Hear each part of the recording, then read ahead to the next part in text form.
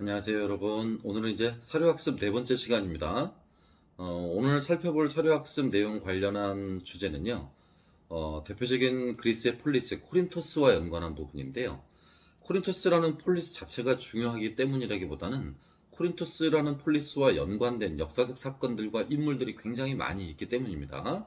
그래서 오늘 사료학습을 토대로 해서는 세 가지의 중점을 두고 좀 공부하시면 좋을 것 같아요. 그러니까 첫째는 코린토스 동맹의 결성 연관한 부분입니다. 곧 337년이었죠. 마케도니아의 필리포스 2세가 주도해서 그리스 도시국가들이 맺었던 동맹입니다. 기원전 337년 마케도니아의 필리포스 2세가 주도해서 맺었던 그리스 도시국가들의 도시동맹이요. 이걸 지칭하는 것이 코린토스 동맹이 되겠습니다. 아울러서 마케도니아가 그리스를 점령을 하게 됨으로써 사실상 그리스 전체가 마케도니아의 세력권 안에 들어오게 되었던 것이 케로네아 전투입니다. 카이로네아 전투였었죠. 그 카이로네아 전투와 연관한 인물 가운데 하나로 개론서에 등장하고 있는 인물이 데모스테네스입니다. 데모스테네스요. 잘 아시겠습니다만 데모스테네스는 아테네의 대표적인 그리스 대표적인 10대 웅변가라고 불리는 인물 가운데 하나입니다. 또 다른 인물로 이소크라테스도 있고요. 아리스토텔레스 같은 인물도 있습니다. 자, 그런 두 인물들과 견줄 만한 인물이 데모스테네스였는데요. 그 데모스테네스 같은 경우 가장 대표적으로 반마케도니아 운동의 선두에 서서 필리포스의 탄핵을 이끌어내고자 하는 연설문을 제창했던 인물로 굉장히 유명합니다. 그래서 두 번째로 중심적으로 살펴보실 부분은 데모스테네스라는 인물과 그 인물이 탄핵의 대상으로 삼았었던 필리포스와 연관한 부분입니다. 그 다음 대표적인 세 번째로 이제 아셔야 될 중요한 사건은 코린토스 전쟁인데요. 코린토스 전쟁이요. 펠로폰네소스 전쟁에서 이겨서 승기를 거머쥐게 된 스파르타가 그리스 여러 폴리스들을 강압적으로 지배하려고 하다 보니까 그 강압적 스파르타의 지배에 저항하고자 하는 대표적인 세계 도시의 폴리스 연합이 구성이 되었었습니다. 그죠?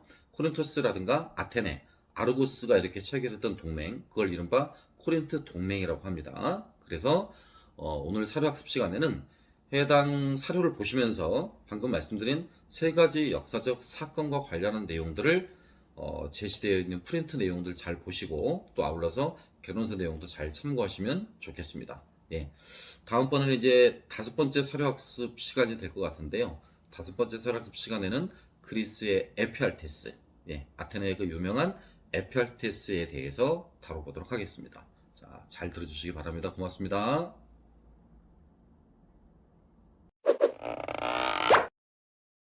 자, 그러면 대표적인 폴리스 코린토스에 대해 살펴보도록 하겠습니다. 그런데 헬라스가 더욱더 강대해지고, 헬라스는 여기 써있다시피 지금 그리스를 의미합니다. 이전보다 더 많은 재화를 획득하게 되면서 세입의 증가에 따라 많은 폴리스에서 참주정이 수립되었다라고 쓰여 있네요. 자, 참주정이 성행했던 시기, 성행했던 과정, 이런 부분들을 한번 생각해 보셔도 되겠죠. 자, 이보다 이전에는 제한적인 특권을 지닌 세수 왕정이 존재하고 있었는데 그리스는 해군을 정비하기 시작하고 점점 부에 관심을 기울이게 되었다라고 쓰여 있습니다. 하지만 배와 연관해서 오늘날 배에 가장 가까운 곳을 개조했던 것이 코린토스인이다라고 쓰여 있네요. 선박건조에 굉장히 능했다라는 걸 알 수 있죠. 또 선박건조에 바탕을 두고 있는 해상 군사 기술의 발전이라든가 더 나아가서 상급 기술의 발전에도 굉장히 능했던 인물들로 알 수 있겠습니다. 한 가지 고민해야 될 건 그리스에서 이 참주정이라고 하는 것은요, 아시다시피 처음에 왕정에서 출발을 했다가 귀족정으로 나아가게 되고 이 귀족정에서 민주정으로 넘어가는 과도기에 요 시점에 지금 시행이 되었던 것 아니겠습니까? 그죠? 그래서 이 코린토스 같은 경우는 서양사 강좌에도 나오듯이요. 요 시기에 킵셀로스라는 인물이 참조의 역할을 담당을 하게 됐었습니다. 더욱이 사모스인을 위해 코린토스인으로 배를 만드는 목수 아메이노클레스가 4단 노선을 건조했던 것으로 여겨진다. 그러니까 3단 노선, 트리메레라고 불렀던 3단 노선뿐만이 아니라 4단 노선까지를 건조했던 것으로 여겨진다라는 표현으로 봐서요. 코린토스인들이 굉장히 항해 기술에도 능했고 또 군사 전술에도 굉장히 앞서 있었던 사람들로 판별할 수 있겠습니다. 맨 아랫부분 보시면 이렇게요. 펠로폰네소스 반도 내외의 그리스인들은 옛날에는 대체로 해로보다는 육로를 선택했고 그들의 지역을 통해 상호 교류하고 있었으므로 예전의 시인들에 의해서 부유하고 풍요로운 토지로 불리고 있었던 것처럼 코린토스인들은 재화에 힘입어 강대해졌다라고 쓰여 있습니다. 아울러 항해를 많이 하게 되었던 때부터 코린토스인들은 함선을 거느리고 해적을 소탕하고 바다와 육지인 양방향에서 통상 기지를 제공했고 재화의 수입을 통해 강대한 폴리스를 갖고 있었다라고 쓰여 있습니다. 그만큼 해상 강국으로서의 폴리스였던 코린토스의 위상을 가장 잘 설명해주고 있는 사료가 투키디데스의 사료 안에 지금 묘사되어 있는 것입니다.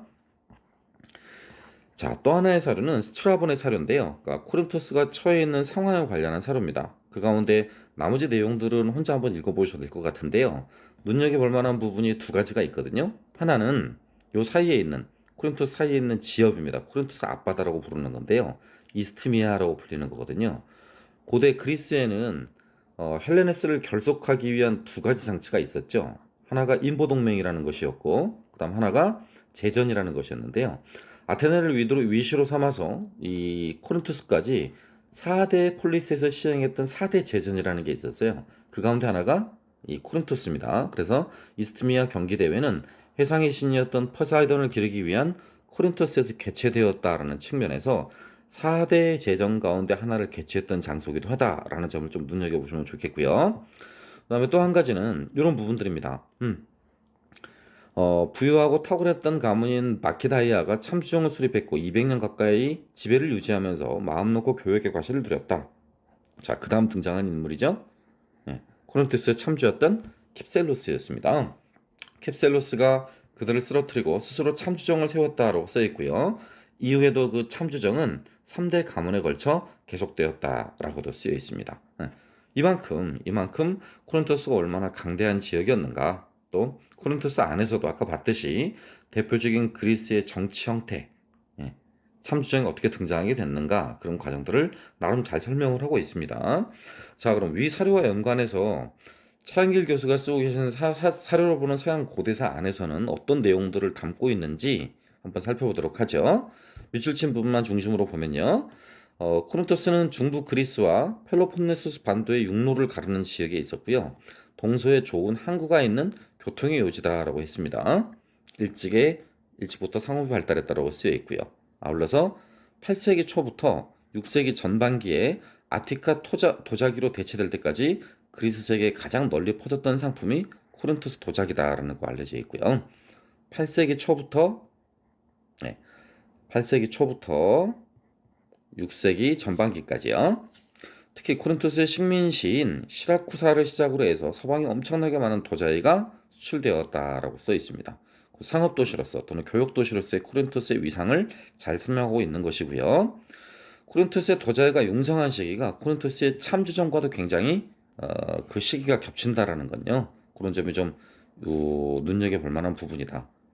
썼다시피 지금 이런 지역이겠죠. 그러니까 이런 시기겠죠. 8세기에서 6세기 정도요. 참주정이 가장 널리 성행했던 시기, 이 시기가 코린토스의 도자기가 융성했던 시기다라고 이렇게 알려져 있습니다. 자, 그럼 조금 더 깊이 있게 들어가세요. 알기 쉽게. 코린토스의 위치도 한번 살펴보고요. 그죠? 코린토스를 필두로 주변 국가들의 동맹을 맺게 되는 과정도 한번 살펴보도록 하겠습니다. 지도를 보시면 지금 아테네 제국이나 동맹국으로 표시되어 있는 지역들이 지금 이런 지역들입니다. 이렇게 노란색으로 표시되어 있는 지역들이죠. 제법 넓죠? 그죠? 그 다음에 펠로폰네소스 동맹과 스파르타 동맹국으로 표시되어 있는 쪽이 지금 이런 쪽들이고요. 이런 쪽들. 예. 그래서 아테네와 스파르타 중심 이렇게 대립을 하게 되는 펠로폰네소스 전쟁 당시에 지금 상황을 알려주는 지도가 첫 번째가 있고요. 거기를 보면 이렇게 지금 코린토스가 위치해 있네요. 그쵸? 보시다시피 이쪽이 지금 예게해고요. 이쪽으로 나가는 길이 이게 이제 이오니아해인데 요렇게 지금 연결하는 통로에 있는 겁니다. 예게해에서 이오니아해로 나아가는 길목에 위치해 있는 지점이 코린토스라는 것임을 알 수 있죠. 이 지도를 조금 더 확대해서 보면 아래 요런 양상이거든요. 그러니까 그리스 반도에 있는 사람들이 로마 남부에 있는 이 마그나 그라키아 요 일대 지역과 지금 교역을 하기 위해서는 이렇게 먼 길을 우회해야만 했었는데요. 요 사이로 이제 만약에 지역 사이로 운하가 뚫리게 된다라면 이렇게 약 이렇게 돌아가는 700km의 거리를 단축할 수 있었다고 합니다. 그래서 물론 과거 로마 시대에도 이 운하를 건축하기 위해서 여러 사람들이 시도를 했지만 사실 그 무렵의 운하는 19세기에 만들어진 운하의 규모에 비하면 형편없었다고 해요. 그래서 그와 연관한 몇몇 글들을 한번 제가 여기 모아놨는데요. 그 부분 한번 간단하게만 읽어볼게요. 코린토스는 중부 그리스의 펠로폰네소스에서 예게해와 이오니아에 이르는 지점을 연결하는 지역에 위치했다. 그죠? 그래서 통신, 무역, 해상 활동에서 두드러진 역할을 했던 폴리스였습니다. 펠로폰네소스를 돌아가는 힘든 여정을 피하기 위해서 요렇게 돌아가는 힘든 여정을 피하기 위해서 두 바다 사이에 배를 끌어올려 지역을 지나는 상선들은 비싼 통행료를 지불해야 했다라고 쓰여 있습니다. 전성기는 요때요. 600년부터 500년 초반까지 이렇게 지금 알려져 있고요. 아까 좀 그 혼동하지 말아야 될 부분이 코린토스의 도자기가 융성했던 시기가 코린토스의 그 참주정에 해당하는 시기였잖아요. 그때가 8세기부터 6세기 전반기였습니다. 8세기부터 6세기 전반기. 그러니까 코린토의 전성기 요 시기보다 지금 조금 더 빠르다는 걸 알 수 있죠. 그 후로는 아테네의 세력에 밀려 쇠퇴했다라고 알려져 있고요. 기원전 7세기에 이 지역의 통치자였던 페리안드로스가 이 운하에 대한 아이디어를 처음 제시했다라고 써 있네요. 나중에 로마의 정치인이었던 카이사르도 본격적으로 건설을 계획했다라고 알려져 있습니다. 하지만 실제 이제 건설이 완료된 시점은 밑에 보시다시피 1869년 이집트의 수에즈 운하의 개통에 자극을 받아서 81년부터 93년 사이에, 그래서 완공은 1893년도에 이루어졌습니다. 대체적으로 길이는 약 이렇게요. 700km를 달하는 우회로였었는데 코린토 운하가 건설되면서 이렇게 단축되었다라고도 알려져 있습니다. 운하의 길이가 그다지 길이가 길지 않아요. 6.346km, 그러니까 여기서 말하는 6.4km 정도라고 알려져 있고요. 폭이 21.3, 최대 폭이 24.6, 깊이가 8m이기 때문에 큰 선박들이 왕래하기는 굉장히 애매한 것이죠. 그렇죠? 그래서 여기 써 있다시피 이런 것들 때문에 선박 회사들은 코린토 지역을 넘어가기가 상당히 좀 수월하진 않았던 것으로 보입니다. 오늘날에는 그래서 관광 선박들, 이런 선박들만 지금 오가는 지역들로 운영되고 있다고 해요. 여기 써 있다시피 관광용으로 인기가 높더라고요. 네. 그 다음으로 중요한 부분은 이제 코린토와 연관한 역사적 사건들이거든요. 코린토스 전쟁도 꼭 이렇게 한번 살펴보셔야 되겠고요. 그와 연관한 코린토스 동맹 내용도 한번 살펴보셔야 되겠습니다. 먼저 코린토스 전쟁이라고 하는 부분은요. 펠로폰네소스 전쟁에서 이겨서 패권을 장악하게 된 스파르타가 나머지 폴리스들을 강압적으로 지배하려고 하니까 아까 아테네, 코린토스, 아르고스라는 세 개의 폴리스가 이렇게 동맹해서 페르시아의 후원을 받아요. 그래서 스파르타와 전쟁을 벌이게 되죠. 이렇게. 네. 그때 벌였던 전쟁 이름이 코린토스 전쟁이 되겠습니다. 자, 이 과정에서도 상사 강조하나 결론에 나와 있는 스파르타의 장군 안탈키다스가 페르시아에 파견되어서 그 당시 페르시아의 왕이었던 아르타크세르크스 2세와 맺었던 화약, 이른바 안탈키다스의 화약이라고 쓰여 있습니다. 그 결혼서에는요. 별칭으로 대왕의 화약을 맺었던 적도 있습니다. 여기 안에서도 그리스의 여러 폴리스들은 자치를 인정받았지만 소아시아의 그리스 식민 도시는 페르시아의 지배 아래 들어가게 됐죠. 이와 연관한 것도 코린토스라는 지명이 보입니다. 시험 문제로는 이런 것들을 물어볼 수 있겠죠. 안칼키다스 화약과 연관한 부분, 또 이 화약의 결과로 인한 부분이죠. 여러 폴리스는 자치를 인정받게 됐고 소아시아 그리스 식민 도시는 페르시아의 지배 아래 들어가게 됐다라는 부분이었습니다.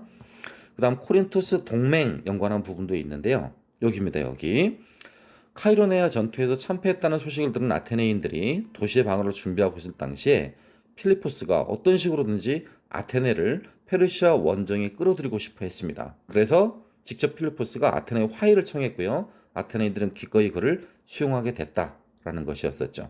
곧 카이로네아 전투의 승리 이후에 마케도니아의 필리포스 국왕은 그리스 전체를 한 바퀴 주유했고요. 이 과정에서 마케도니아를 중심으로 삼아서 페르시아 원정을 위한 그리스 연합군을 결성하고자 했던 것입니다. 이 과정에서 이제 동맹이 열리게 됐던 거죠. 코린토스 동맹이라는 동맹이 체결되게 됐던 것이었습니다. 자, 이 과정에서 또 개론서에도 잠깐 나오죠. 그죠?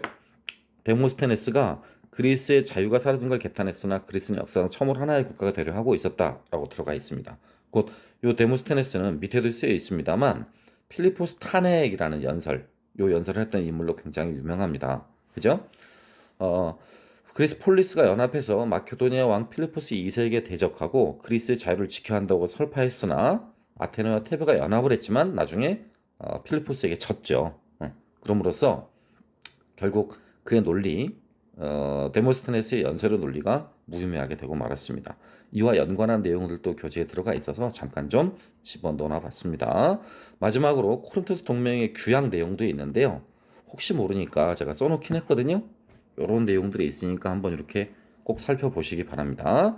동맹 모임의 첫 번째, 페르시아에 대한 침략을 결의하게 됐다. 그다음 두 번째, 모든 국가들의 대표로 이루어진 의회, 이른바 시네드리온이라는 의회가 있었다라고요. 의장은 어쨌든 의장 국가나 의장이다라고 할 만한 것은 필리포스가 담당을 했고 마케도니아 그 대표 역할을 했다라고 생각하시면 되겠네요. 자, 오늘 배우셨던 코린토스와 연관한 부분의 연표나 사건사와 관련한 정리들은 대략 다음과 같습니다. 표시해 보면 여기서부터 정도죠. 여기서부터 해서 예, 알렉산드로스 관련한 부분이요. 요 정도까지라고 보시면 되겠습니다.